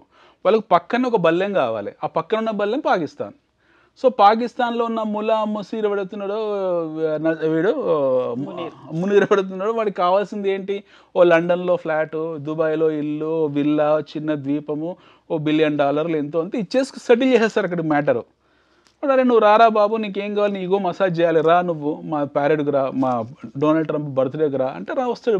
ట్రంప్కి వెళ్తాడు, రెడ్ కార్పెట్ వేస్తారు, అన్ని పనులు చేయించుకుంటారు. ఈలోగా వాళ్ళ బేస్ మీద అన్ని రెడీ చేసి పెట్టుకుంటారు. వీళ్ళ రిటాలియేషన్ బట్టి వాడి గౌరవం ఉంటుంది. ఇరాన్ రిటాలియేట్ చేయలేదనుకోండి, మళ్ళీ మునీర్ని మళ్ళీ పట్టించుకో. ఇరాన్ రిటాలియేట్ అవసరం లేదు. ఒకవేళ ఇరాన్ రిటాలియేట్ చేస్తేనే వీళ్ళ గౌరవం ఉంటుంది. Till such time Iran is not a threat to America or to Israel, till such time this people are immaterial for them. వాళ్ళ ద్వారా వీళ్ళకి ప్రమాదం ఉన్నని తెలిసినంత కాలము పాకిస్తాన్ గౌరవం ఉంటుంది. వాళ్ళ వల్ల ప్రమాదం లేని తెలిసిన రోజు పాకిస్తాన్ గౌరవం లేదు. సో పాకిస్తాన్ గౌరవం అనే గ్రాఫ్ ఏతుందో it depends upon the retaliation of Iran. It depends upon the relationship with Russia. So Russia silent అయిపోయినా, ఇరాన్ సైలెంట్ అయిపోయినా పాకిస్తాన్ తన గౌరవం కోల్పోతుంది. సో పాకిస్తాన్ గౌరవంలో ఉండాలంటే మిడిల్ ఈస్ట్లో, వెస్ట్ ఏషియాలో ఎప్పుడో ఏదో గొడవ జరుగుతూ ఉండాలి. వెస్ట్ ఏషియాలో గొడవ జరిగినంతకాలం పాకిస్తాన్లో ఉన్న ఆర్మీ జనరల్స్ కానివ్వండి, పొలిటీషియన్స్ కానివ్వండి, వాళ్ళు బ్రతికి బట్ట కట్టి టీవీ ఛానల్స్ మీకు కనపడుతూ ఉంటారు. The day nothing happens this people are out. ఎందుకంటే వీళ్ళ దగ్గర ఏమీ లేదు. It's a hollow economy, it's a dead economy. చిప్ప పట్టుకొని ప్రపంచం మొత్తం అడుగు తింటున్నారు. They are completely collapsed. there is nothing called as economy, there is nothing called as Pakistan economy. It's a finished nation, totally a rogue nation, finished nation. ఇక వాళ్ళ గురించి చర్చించేది కూడా ఏం లేదు. వాళ్ళు అప్పుడప్పుడు లైమ్ లైట్లోకి ఎందుకు వస్తూ ఉంటారంటే, ఇలా ఇజ్రాయెల్ ఇరాన్ యుద్ధం జరిగినప్పుడు, ఉక్రెయిన్ రష్యా యుద్ధం జరిగినప్పుడు వీళ్ళు లైమ్ లైట్లోకి వస్తుంటారు. ఎందుకంటే ఒక బేస్ కాబట్టి, ఒక వార్ బేస్ కాబట్టి. ఇప్పుడు పాకిస్తాన్ని ఎలా అయితే ఒక స్ట్రాటజిక్గా అమెరికా యూజ్ చేసుకుంటుందో, అదే స్ట్రాటజీతో ఉక్రెయిన్ని పక్కన పెట్టి రష్యాకి కూడా హెల్ప్ చేస్తుంది. అందుకేనా ఉక్రెయిన్ని ఎంటర్టైన్ చేయట్లేదు, దూరం పెడుతోంది, ఉక్రెయిన్కి ఏదో జరుగుతోంది అనేది, ఇండైరెక్ట్గా రష్యాకి అమెరికా హెల్ప్ చేస్తుంది అనేది? ఉక్రెయిన్ ఎప్పుడైతే సోవియట్ రష్యా అవుతుందో, so called USSR, union of Soviet socialist republic, ఇది మనకు తెలుసు డిస్మాండిల్ అయిపోయింది. మొత్తం 15 దేశాల కింద ముక్కలైపోయింది. 1991లో 15 దేశాల కింద మారిపోయింది. దాని బ్యాక్గ్రౌండ్ ఒక రీజన్ ఉంది. ఆ టైంలో మీకు అడ్వాన్స్ థింకర్ ఎవరుతున్నారో, ప్రపంచంలో మోస్ట్ ఫార్వర్డ్ ఎకానమిస్ట్ అనుకునే వ్యక్తుల్లో సమకాలీన ప్రపంచంలో is Mikhail Gorbachev. Mikhail Gorbachev happen to be a very very very forward thinker. ఆయన రష్యా పరిస్థితి ఇలా ఉండకూడదు, రష్యా ఆధునీకరించబడాలి, it has to be what you call, we have to neutralise certain things in Russia. So అని 2 సంస్కరణలు తీసుకొచ్చాడు. ఒకటి పెరిస్ట్రోయికా, ఒక గ్లాస్నోస్. అంటే మీడియాకు స్వేచ్ఛ ఉండాలి, ప్రజలకు స్వేచ్ఛ ఉండాలి, వాక్ స్వేచ్ఛ ఉండాలి, ఫ్రీ ట్రేడ్ ఉండాలి. అదే టైంలో ఫ్రీ ట్రేడ్ అగ్రిమెంట్ గురించి చర్చలు జరిగాయి. So then this Gorbachev regime got collapsed. దాన్ని అక్కడున్న యాంటీ సంస్కరణవాదులు ఎవరైతే ఉంటారో వాళ్ళు ఒప్పుకోలేదు. బట్ ఆ సంస్కరణ ఏదైనా ఫెయిల్ అయిపోయింది. ఆ ఫెయిల్యూర్ అనేది it is completely fatal, where Russia USSR has become 15 pieces. ఆ 15 పీసెస్లో మీకు కొన్ని బాల్టిక్ దేశాలు ఉన్నాయి, అంటే పైనుండే బాల్టిక్ దేశాలు ఉన్నాయి, కొన్ని సెంట్రల్ ఏషియన్ దేశాలు ఉన్నాయి. ఇప్పుడు మీకున్న తుర్కుమెనిస్తాను, అజర్బైజాను, ఇవన్నీ కూడా this all happen to be central Asian countries. దానిపైన బెలారస్ ఇవన్నీ కూడా బాల్టిక్ దేశాలు అంటారు. ఈవెన్ ఉక్రెయిన్ కూడా బాల్టిక్ దేశం. బట్ ఫస్ట్ బాల్టిక్ దేశాలు విడిపోయాయి. Whereas Ukraine was with Russia. Ukraine చివరి వరకు విడిపోలేదు, ఉక్రెయిన్ రష్యాతోనే ఉంది. మా పెద్దన్ననే చెప్పుకుంది. Now entire thing got changed because of the conspiracy which is played by the Europe and America. America Europe conspiracy play చేశారు. ఎందుకనంటే మీకు Ukraine is a especial uranium rich country. ఉక్రెయిన్లో చాలా యురేనియం ఉంది. సో యురేనియంని దక్కించుకోవాలి అని అంటే దాన్ని రష్యా నుంచి దూరం పెట్టాలి. సో వాళ్ళు ఏం చేశారు, వీళ్ళ దగ్గరికి వచ్చేసి ఉక్రెయిన్ దగ్గరికి వచ్చేసి మీరు వెస్ట్ కొంచెం ఇన్ఫ్లుయెన్స్ ఉండదు అప్పటికే. వెస్ట్ ఇన్ఫ్లుయెన్స్ ఉన్నప్పుడు మీరు మాతో ట్రేడ్ అగ్రిమెంట్లోకి రండి, మేము మీకు కావాల్సిన సపోర్ట్ అంతా చేస్తామని చెప్పేసప్పటికి వీళ్ళు కూడా they were also ready to join hands with the west Europe of the east Europe, especially Germany ఇలాంటి దేశాలతో కొంచెం దగ్గర అయ్యారు వాళ్ళు. దగ్గర అయిన తర్వాత ఇది రష్యాకు సహజంగా నచ్చదు, ఎందుకంటే Russia still a what you call communist country, నచ్చలేదు. కానీ అప్పటికి సంబంధ బాంధవ్యాలు చాలా పటిష్టంగానే ఉన్నాయి. Then West has played double game, ఇంకో గేమ్ ఆడారు. మిమ్మల్ని మా నాటో దేశాల్లో తీసుకొచ్చి కలుపుకుంటాము, నార్త్ అట్లాంటిక్ ట్రీటీ ఆర్గనైజేషన్లో కలిపేసుకుంటాము, సో దట్ మా అగ్రిమెంట్ ప్రకారం మా మీద ఎవరు దాడి చేస్తే, నాటో అగ్రిమెంట్ అదే కదా, ఒక దేశం ఒక దాడి చేస్తే మిగతా దేశాలు అన్నీ వెళ్ళి వాళ్ళ మీద ప్రతి దాడి చేయాలి. సో అందులో మిమ్మల్ని కూడా చేర్చుకుంటే రండి అని వాళ్ళకు ఆహ్వానిస్తే they are ready. Ukraine was ready, which was not like by Russia. ఎందుకంటే రష్యాకు ప్రథమైన అత్యంత బలమైన శత్రు అమెరికా, నాటో దేశాలే. సో రష్యా అంగీకరించలేదు. సో ఈ గొడవ జరుగుతున్నప్పుడు ఇది చాలా జాగ్రత్తగా, ఇది క్రిటికల్, ఇది వినాల్సిన పాయింట్. ఇది ఈ గొడవ జరుగుతున్నప్పుడు ఏమైందనంటే ఎస్పెషలీ ఉక్రెయిన్లో జరుగుతున్న ఒక silent cold war regime change కింద మారుతుంది. రిజిమ్ చేంజ్ జరగాలి ఆ టైంలో. సో ఒక టీవీ షో వచ్చింది, there was a TV show the servants of the people అని. ఆ టీవీ షోలో ఒక కమెడియన్ ఏం చేశాడు, ఒక పాత్ర వేశాడు. ఆ పాత్ర ప్రెసిడెంట్ పాత్ర, సర్వెంట్స్ ఆఫ్ ద పీపుల్లో ప్రెసిడెంట్ పాత్ర. అతను ప్రజల మెప్పు పొందాడు, ప్రజలందరూ హర్షించారు, చప్పట్లు కొట్టారు, everybody liked it and everybody impress. దాని తర్వాత ఎలక్షన్స్ వచ్చాయి, ఈ వ్యక్తి వెళ్ళి ఎన్నికల్లో పోటీ చేశాడు, గెలిచాడు, అతనే Zelensky. So Zelensky has become the people thought Zelensky is going to become the best servant of the people, but ఫైనల్గా అతను worst servant of the people కింద తయారైపోయాడు. ఎందుకు తయారైపోయాడు అంటే జెలెన్స్కీని కొనేసుకుంది వెస్ట్, ఎస్పెషల్లీ ఇది యూరప్ అండ్ అమెరికా. అంటే బాబు నీకు ఏం కావాలి, డబ్బులు కావాలి, ఇస్తాము, నీ దేశాన్ని ఇండిపెండెంట్గా గుర్తిస్తాం, నేను నాటోలో కలిపేసుకుంటాము, నువ్వు రష్యాతో విడిపోండి, మీరు రష్యాతో విడిపోతే మీరు ఆధునీకరణ చెందుతారు, వెస్ట్ ఎస్పెషల్లీ వెస్ట్ యూరప్ లాగానో లేకపోతే అమెరికా తయారవుతారు, మీ దగ్గర కూడా పెద్ద ఇవి వస్తాయి, హైరైజ్లు వస్తాయి, మీ రోడ్లు బాగుంటాయి, మీ మెడికల్ ఫెసిలిటీస్ బాగుంటాయి, మీ దేశం బాగుంటుంది, ఈ బిస్కెట్లన్నీ పడ్డాయి వాడికి. దెన్ న్యాచురల్లీ అతను వాళ్ళ వైపు మొగ్గాడు, యుద్ధం మొదలైంది. దీని మీద అమెరికా, నాటో దేశాలు ఆల్మోస్ట్ $300 బిలియన్ ఖర్చు పెట్టారు. మీరన్న మౌలికమైన ప్రశ్న, ఎందుకు ట్రంప్ క్వశ్చన్ చేశాడని. ఇంత యుద్ధం జరిగాక కూడా వీళ్ళు వెళ్ళి నాటోలో సంతకంలు పెట్టలేకపోయారు. ఎవరు? జెలెన్స్కీ సంతకం పెట్టలేదు, నాటోలో సంతకం చేయలేదు. సంతకం చేస్తే పోతుందని తెలుసు, ఎందుకంటే అక్కడ పుతిన్ ఊరుకోడు. సో ఇంత ఖర్చు పెట్టాక కూడా నువ్వు నాటో మెంబర్ కాలేదు. ఆఫ్టర్ స్పెండింగ్ $300 బిలియన్, అమెరికా మా ట్యాక్స్ పేయర్స్ మేమే దాదాపు $200 బిలియన్ మీకు ఇచ్చాము. ఇంత డబ్బు ఇచ్చా కూడా నువ్వు ఒక చిన్న సంతకం పెట్టి నువ్వు నాటోలో రాలేకపోయావు. ఇప్పుడు మాకు అవసరం లేదు, మా డబ్బులు నువ్వు ఇచ్చే పరిస్థితులు లేవు, మీ కొద్దిగా భూభాగమో లేకపోతే మీ దగ్గర ఉన్న ఫెర్రాయి మెటల్స్ లేదా ప్రీషియస్ మెటల్స్ లేదా యురేనియం నిల్వలు మాకు ఇచ్చేసాయి అని చెప్పి వాళ్ళు మెలికబెట్టాడు Donald Trump. So now Zelensky is in between deep blue sea and devil and deep blue sea. ఎటు వెళ్ళాలో తెలియట్లేదు. మోస్ట్లీ ఈ నెల 2 నెలల తర్వాత మనడు కూడా కనపడాడు. The servants of the people ఎవరైతే ఉన్నారో సో కాల్డ్ జెలెన్స్కీ కూడా మీకు మళ్ళీ కనపడదు. Is also become the history now. అతను కూడా చరిత్రలో కలిసిపోయే పరిస్థితి వచ్చేస్తుంది. సో ఉక్రెయిన్ రష్యా వార్ అనేది మీకు దాని వెనకాలన్న కారణము ఇందాక అనుకున్నట్టు అమెరికా లేదా యూరప్ దేశాలు అక్కడున్న మీకు సహజ వనరులు ఏవైతున్నాయి యురేనియం నిల్వల్ని తీసుకొని రష్యా నుంచి దూరం పెట్టాలనే ఉద్దేశం మీద జరిగిన మాస్టర్ ప్లాన్లో ఇంత జరిగింది.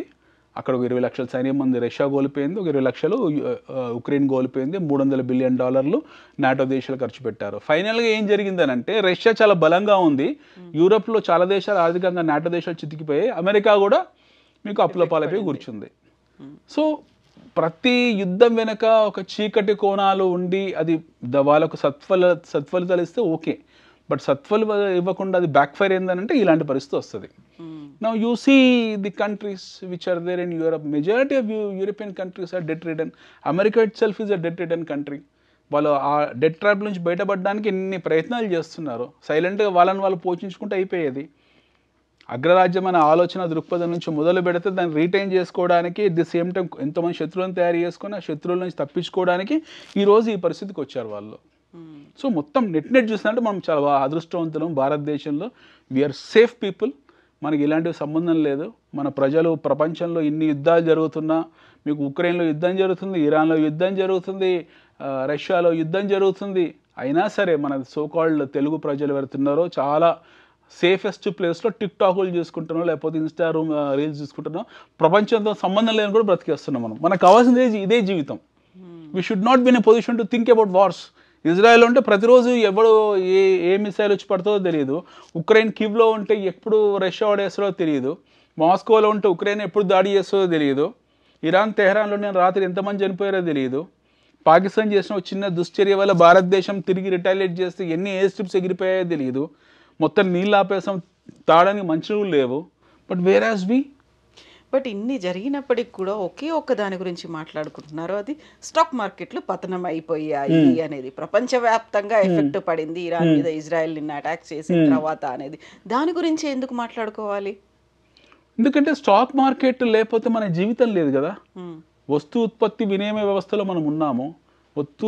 We are not in the 15-16 centuries. మనం 15-16వ శతాబ్దంలో లేవు. మనం ఉన్నది 21-22వ శతాబ్దంలో. ఆధునిక శతాబ్దంలో మనకు స్టాక్ మార్కెట్ సంబంధం లేదంటే అది పిచ్చితన కింద వస్తుంది. అది is a lunatic person. If somebody says that I'm no way connected to stock markets are not which are indispensable for life అని ఎవడని అనుకుంటే ఈజ్ ఎ లునాటిక్ మెంటల్ పేషెంట్లు మాత్రమే నాకు స్టాక్ మార్కెట్కు సంబంధం లేదంటారు. Whereas a sensible common person will always say that I am part of stock market, because stock market lo andarikana mukyam ప్రభుత్వం ఇన్వాల్వ్ అయి ఉంటుంది. మీకు stock market is a function of so many activities. It don't happen just like that. మీకు entire PSC sector stock మార్కెట్లో list అయ్యింది, entire defence sector stock మార్కెట్లో list అయ్యింది. మీకు ఫారెన్ ఇన్వెస్ట్మెంట్స్ అన్నీ కూడా రావాల్సిన root stock market. Domestic institutional investor saving ఏవైతున్నాయో అవన్నీ కూడా స్టాక్ మార్కెట్లోకి వెళ్తాయి. Despite of all this, what is the money you are saving in stock markets? Humongous money has been saved. మీకు fixed deposits versus mutual fund చూడండి. మీకు fixed deposit graph పడిపోతుంటుంది, mutual fund graph పెరుగుకుంటూ వెళ్తుంది. So stock market మన నిత్య జీవితంలో ఒక భాగం. అది నాకు సంబంధం లేదనుకుంటే వాడు పిచ్చోడు. So stock markets I have already discounted this war. మొన్న మధ్యాహ్నమే స్టాక్ మార్కెట్కు దీని గురించి అవగాహన ఉంది.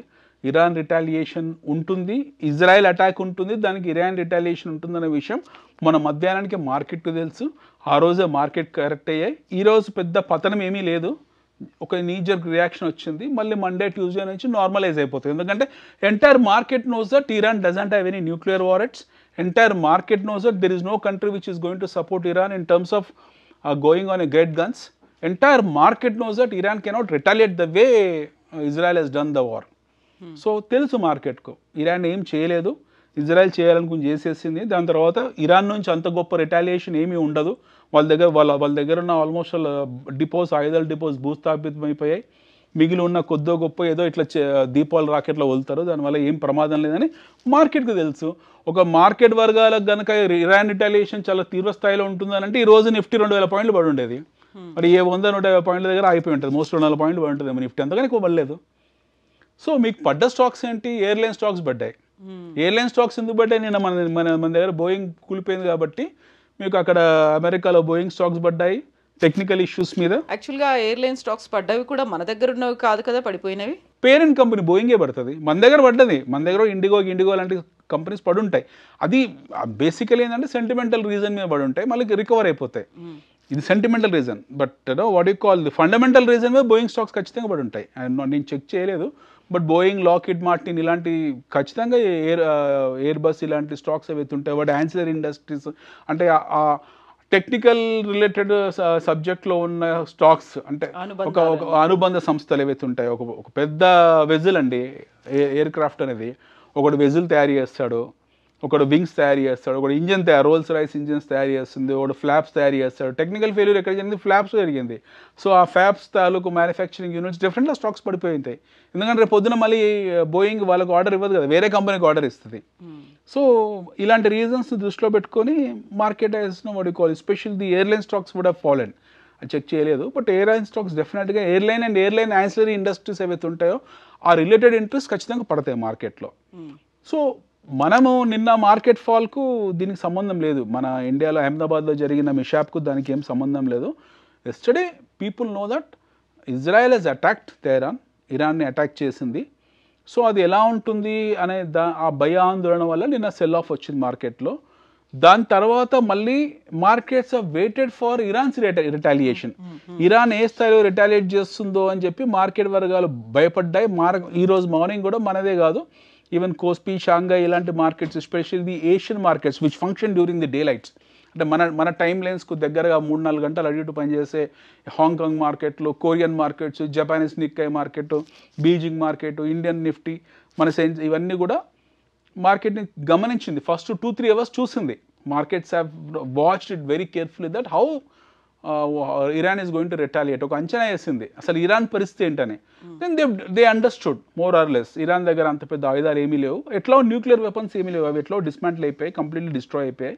సో మిగిలిన ఇంకేమేమి ఉన్నాయి వాళ్ళ దగ్గర ఎలాంటి ఆయుధాలు ఉన్నాయి, వాళ్ళకి సపోర్ట్ చేయడానికి ఏ దేశాలు వస్తాయి, రష్యా రాగలుగుతుందా, రష్యా రాలేదు ఎందుకంటే ఆల్రెడీ ఇన్వాల్వ్డ్ ఇన్ ఉక్రెయిన్, ఇంకే దేశాలను ఇరాన్ సపోర్ట్ చేయడానికి, సౌదీ వహాబీలు ఎట్లాగో వెళ్ళరు, మీకు సిరియా గిరియా లాంటి దేశాలకు సినిమా లేదు వెళ్ళడానికి, ఆ ప్రాక్సీలో ఒకవైపు హౌతీలు ఎగిరిపోయారు, ఒకవైపు హిజ్బుల్లా ఎగిరిపోయింది, ఒకవైపు హమాస్ ఎగిరిపోయింది. సపోర్ట్ చేయడానికి భూమండలం మీద ఏ దేశం లేదు, అది ఒంటరిగా పోరాటం చేస్తుంది.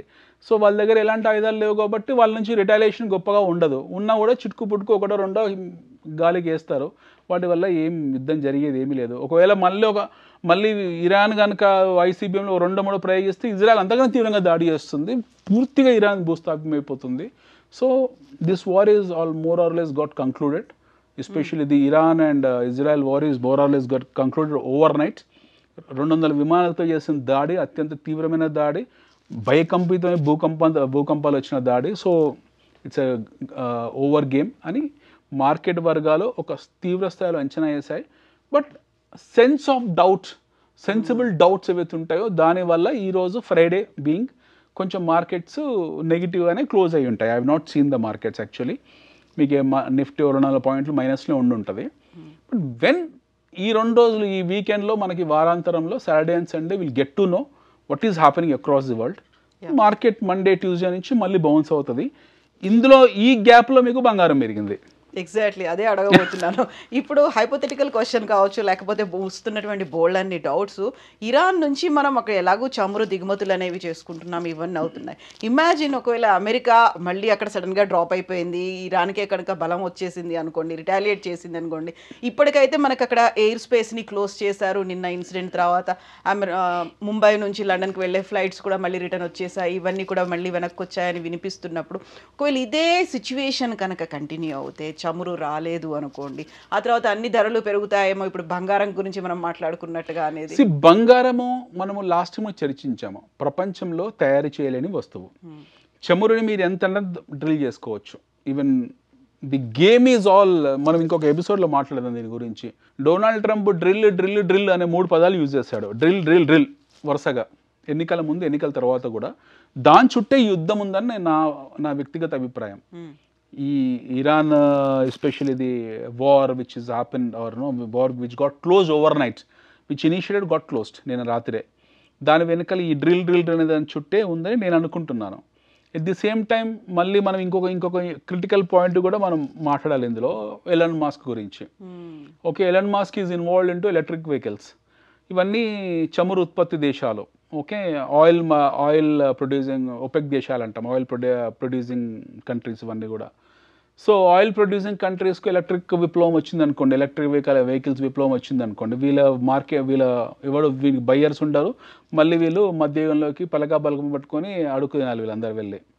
సో మొన్న ఖతార్కి వెళ్ళాడు ఎవరు, డొనాల్డ్ ట్రంప్. ఖతార్ వాళ్ళు ఒక $400 మిలియన్ విమానం గిఫ్ట్గా ఇచ్చి పంపారని, అందులో ఎక్కి మనోడు వచ్చాడు హ్యాపీగా. దాని తర్వాతనే గొడవలు జరిగాయి. డొనాల్డ్ ట్రంప్ ఖతార్కు రావడము, ఖతార్లో గిఫ్ట్ తీసుకోవడం, తిరిగి వెళ్ళిన తర్వాత ఆయనకు ట్రంప్కు మధ్యలో గొడవలు జరిగాయి. ఎస్, ఎలాన్ మస్క్కు. డొనాల్డ్ ట్రంప్ అమెరికా నుంచి ఖతార్కు వచ్చాడు, ఖతార్లో $400 మిలియన్ విమానం తీసుకున్నాడు, అది ఎక్కాడు, తిరిగి వెళ్ళిపోయాడు. తర్వాత ఆయనకు ఎలాన్ మస్క్కు మధ్యలో ఒక స్ప్లిట్, ఒక రకమైన వార్ అండ్ ఫేస్ స్టార్ట్ అయిపోయింది. మీకు ఒక యుద్ధం జరగడం మొదలైంది వాళ్ళ మధ్యలో. మాటల యుద్ధం అనుకోండి, ట్విట్టర్ యుద్ధం అనుకోండి, ఎక్స్ యుద్ధం అనుకోండి, సంథింగ్ వాట్స్ ఓవర్ యుద్ధం మొదలైంది వాళ్ళ మధ్యలో. ఇందులో చమురు ఉత్పత్తి దేశాల పాత్ర ఖచ్చితంగా ఉంటుంది. At the same time Donald Trump పాత్ర కూడా ఉంటుంది. ఈ మధ్యలో బలిపశువు అయింది ఎలన్ మాస్క్. ఈ గేమ్లో బలిపశువు అయింది ఎలన్ మాస్క్. ఎలన్ మాస్క్ని భయంకరంగా డొనాల్డ్ ట్రంప్ వాడుకున్నాడు. ఎలన్ మాస్క్ బూచిగా చూయించి చమురు ఉత్పత్తి దేశాలు వాళ్ళ మార్కెట్ విలువను పెంచుకున్నాయి. ఈరోజు యుద్ధంతో ఏం జరిగింది, వాట్ హ్యాపెండ్ నౌ, నిన్న రాత్రి జరిగిన దాడి వల్ల మీకు చమురు 10% రేట్ పెరిగింది. మీరు చూడండి, ఒకటి లింక్ చేసుకుంటూ వెళ్ళండి.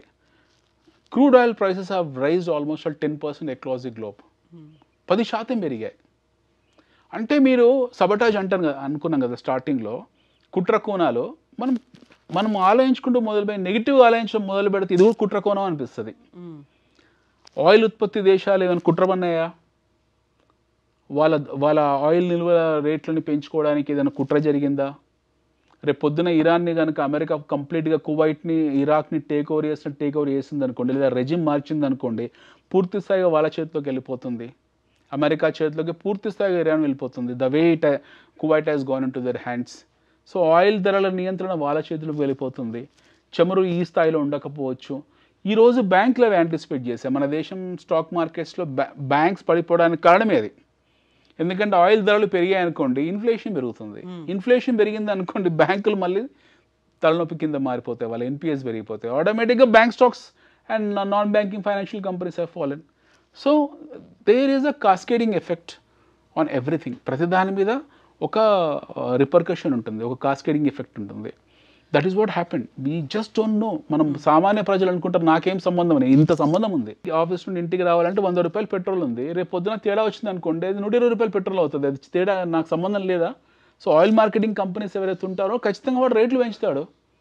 Oil marketing companies HPCL, BPCL, IOC అన్నీ కూడా స్టాక్ మార్కెట్ లిస్ట్ అయిన కంపెనీస్. ఇవన్నీ కూడా they are highly dividend paying companies. వాళ్ళు పెంచుతారు రేట్లని. రేట్లు పెంచితే నడ్డి విరిగేది మనదే కదా. సో మనం ఎలా అంటాం నాకు స్టాక్ మార్కెట్ సంబంధం లేదని? We are part of stock market. Our life is thoroughly involved in stock markets. In every aspect of life stock market plays a vital role. Geopolitical ఇష్యూసో మనకు బార్డర్ ఇష్యూసో లేకపోయినప్పటికీ కూడా మనల్ని ఇన్వాల్వ్ చేశారు. మన ఇంట్లో కూడా ఈ యుద్ధం అనేది వచ్చింది. అమెరికా మన ఇంట్లో, మనం ఏలియన్స్ కాదు కదండి, మనం గ్రహాంతర వాసులం కాదు కదా. మనం మార్స్ మీద, వీనస్ మీద లేము, మనం భూమి మీద ఉన్నాము. మన పక్కన పాకిస్తాన్ ఉంది, అటు పక్కన ఇరాన్ ఉంది, వాళ్ళ నుంచి మనం చమురు కొంటాము. పాకిస్తాన్ నుంచి ఉగ్రదాడులు ఎదుర్కొంటాము. ఆ పక్కన స్ట్రేట్ ఆఫ్ హార్మోజ్ ఉంది, అక్కడ 4 దేశాలతో మనం వ్యాపార లావాదేవీలు జరుగుతూ ఉంటాయి. ఆ స్ట్రేట్ ఆఫ్ హార్మోజ్ కోసమే సీపాక్ ఏర్పరచుకుంటే చైనా వాడు. అది దాటితే మీకు ఇజ్రాయెల్ ఉంటుంది, ఆ ఇజ్రాయెలే మీకు ఇరాన్ మీద దాడి చేసింది. అది దాటితే దానిపైన మీకు టర్కీ ఉంది. ఆ టర్కీకి మనకు అసలు పడదు. టర్కీ ప్రతి విషయంలో మనకి ఇబ్బందులు పెడుతూనే ఉంది, కాశ్మీర్ విషయంలో. అది దాటితే మీకు మెడిటరేనియన్ సీ, దానిపైన యూరప్ వస్తుంది. ఆ యూరప్లో కొన్ని దేశాలు మనం సపోర్ట్ చేసే, కొన్ని సపోర్ట్ చేయవు. అది దాటితే ఒక ద్వీపం ఏర్పడి ఉంది, బ్రిటిష్ ద్వీపాలు. ఒకప్పుడు వాళ్ళే పరిపాలించారు. దాని పక్కన ఫిన్లాండ్, నార్వే ఇలాంటి దేశాలు, స్కాండినేవియన్ కంట్రీస్ ఉన్నాయి. దాని పక్కన రష్యా ఉంది. రష్యా నుంచి మనం ఆయిల్ కొనుక్కుంటాము. రష్యా పక్కన మీకు మళ్ళీ ఇటు వస్తే చైనా ఉంది, దాని పక్కనే చైనా ఉంది, కిందికి చైనా ఉంది, వాళ్ళకి మనకు పడనే పడదు. అటు పక్కన నార్త్ కొరియా ఉంది, వాడొక న్యూక్లియర్ థ్రెట్ ఇస్తుంటాడు. దానిపైన జపాన్ ఉంది, ఆ జపాన్తో మన సంబంధాలు ఉన్నాయి, they are part of Quad. దాని పక్కన మీకు మళ్ళీ అమెరికా ఉంది, the other coast of America. America మనకు స్నేహితుడా, శత్రువా, మిత్రుడా ఇంతవరకు అమెరికాకు తెలియదు, మనకు తెలియదు. We're continuing. So we're absolutely indispensable from all this activities. మనం ప్రతి దాంట్లో భాగమై ఉన్నాం. మన రోడ్డు పక్కన ముష్టెత్తుకొని ఒక ముసలి అవ్వ కూడా ఇందులో భాగస్వామే. తను కూడా నాకు సంబంధం లేదు అనలేదు. ఆమెకు నేను 2 రూపాయలు ఇవ్వాలా, 3 రూపాయలు ఇవ్వాలనేది డిపెండ్స్ అపాన్ నా లైఫ్ స్టైల్. నా లైఫ్ స్టైల్ బాగాలేదంటే నేను ఆమెకు దానం చేయలేను. నా లైఫ్ స్టైల్ని డిసైడ్ చేస్తే ఇన్ని ఫ్యాక్టర్స్ నా జీవన ప్రమాణాన్ని డిసైడ్ చేసినప్పుడు నేను ఎలా అంటాను నాకు సంబంధం లేదని? సో మనం హ్యాపీగా ఇంట్లో కూర్చొని ఎక్కడో పని చేసుకుంటూ షార్ట్స్, రీల్స్, టిక్ టాక్లు చూడడానికి లేదు అసలు. మీరు ఆ బంకర్లో ఉన్నా సరే మీ మీద ఇవన్నీ ప్రభావం చూపిస్తాయి. ఎగ్జాక్ట్లీ. ఇప్పుడు ఇజ్రాయెల్ ప్రజలందరూ వెళ్ళి బంకర్లో ఉన్నారు, వాళ్ళ మీద ప్రభావం చూపించేవన్నీ కూడా it will impact you. You are not an alien. అన్నీ ఇంటర్లింక్డ్ గానే ఉన్నాయి. Absolutely, everything is interlinked. ప్రతిది ఇంటర్లింక్ అయి ఉంటుంది. రష్యా ఉక్రెయిన్ వార్ కనుక తీవ్రమైపోయి, రష్యా మీద అత్యంత తీవ్రమైన శాంక్షన్స్ పడి వాళ్ళు మనతో రూబుల్స్తో, రూపీతో కనుక ట్రేడ్ చేయలేదు అనుకోండి, we have to go with dollar. ఒకవేళ మనం డాలర్తో మళ్ళీ ట్రేడ్ చేయడం మొదలు పెడితే మన ఫారెక్స్ నుండి తగ్గిపోతాయి. Today we're sitting on 660 billion reserves, foreign reserves. అందులో సగం పోయాయి అనుకోండి, ఏం చేస్తాం మనం? Will not speak in this language. Operations ఇంత ధైర్యంగా చేయగలిగాము. ఏ ధైర్యంతో చేసాము? Because we have cash reserves. మన సిఆర్ఆర్ 50 బేసిస్ పాయింట్స్ మనం కట్ చేశారు. ఏ ధైర్యమే చేయగలిగాం? మన దగ్గర క్యాష్ రిజర్వ్స్ ఉన్నాయి. ఇమాజిన్ మన క్యాష్ రిజర్వ్స్ ఒక 10% తగ్గినా సరే ఇంత ధైర్యంగా మీరు ఉండాలని, నేను ఉండాలేమో. Exactly. So we have to be always think that we're part of world. We're part of world. మనం ఈ ప్రపంచంలో అంతర్భాగం. సంబంధం లేకపోయినప్పటికీ ఇండైరెక్ట్ ఎఫెక్ట్ పడుతుంది. మనకు సంబంధం లేదు అనుకుంటే వాడు ఎర్రగడ్డకి వెళ్ళాలి. ఈజ్ ఎర్రగడ్డ పేషెంట్. నాకు ప్రపంచానికి సంబంధం లేదు, నేను ప్రపంచానికి అతీతుని అనుకుంటే ఈజ్ డెఫినెట్లీ ఈ రిక్వైర్డ్ సమ్ మెంటల్ ట్రీట్మెంట్. ఖచ్చితంగా తన ఎర్రగడ్డలో కొన్నాళ్ళు కౌన్సిలింగ్ తిప్పించి తీసుకురావాలి. Because we're part of the world.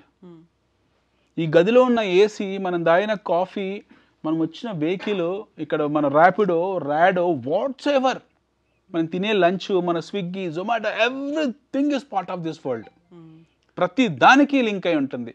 ప్రతి దానికి Israel, Iran, Ukraine, Russia, America, ప్రతిది లింక్ అయి ఉంటుంది. So have to be prepared for everything any time. Absolutely. So మళ్ళీ మనం మాట్లాడుకోవడానికి బోల్డ్ అన్ని ఇంటర్లింక్డ్గా ఉన్నటువంటి ఇష్యూస్ ఉన్నాయి కాబట్టి వీటన్నిటిని కమింగ్ ఎపిసోడ్స్లో మనం మాట్లాడుకుందాం. Thank you so much Anil గారు. థ్యాంక్ యూ అండి. నిజంగా ప్రస్తుతం ఉన్నటువంటి సమాజం దేనికి ప్రయారిటీ ఇస్తుంది? ఆర్థిక సంబంధాల చుట్టూ మాత్రమే తిరుగుతుంది. మళ్ళీ ఎన్నికలంగానే చాలా విరక్తి కలుగుతాను. మంచి అనిపిస్తుంది కదా, లేడీస్ కూడా ఛాలెంజింగ్ జాబ్స్ చేసినప్పుడు చాలా బాగుంటది. ట్రాఫిక్ అసిస్టెంట్స్ గా నియమించిన ట్రాన్స్జెండర్స్ అందరితో సాల్యూట్ చేయించుకుంటున్నారు. ఫుడ్ డెలివరీ ఇవ్వటానికి వెళ్ళినటువంటి డెలివరీ బాయ్ అనిల్ పై కళ్ళ ముందు పెళ్ళండి